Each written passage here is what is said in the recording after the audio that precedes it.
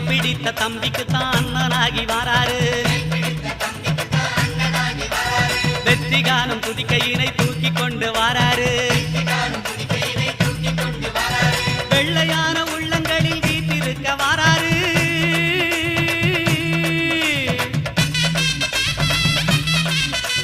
வெள்ளையான உள்ளங்களில் வீட்டிருக்க வாராரு. வினைகளெல்லாம் தீர்க்க வேண்டி விரைந்து ஓடி வாராரு. பிள்ளையாரு வாராரு. வாராரு பிள்ளையாரு வாராரு.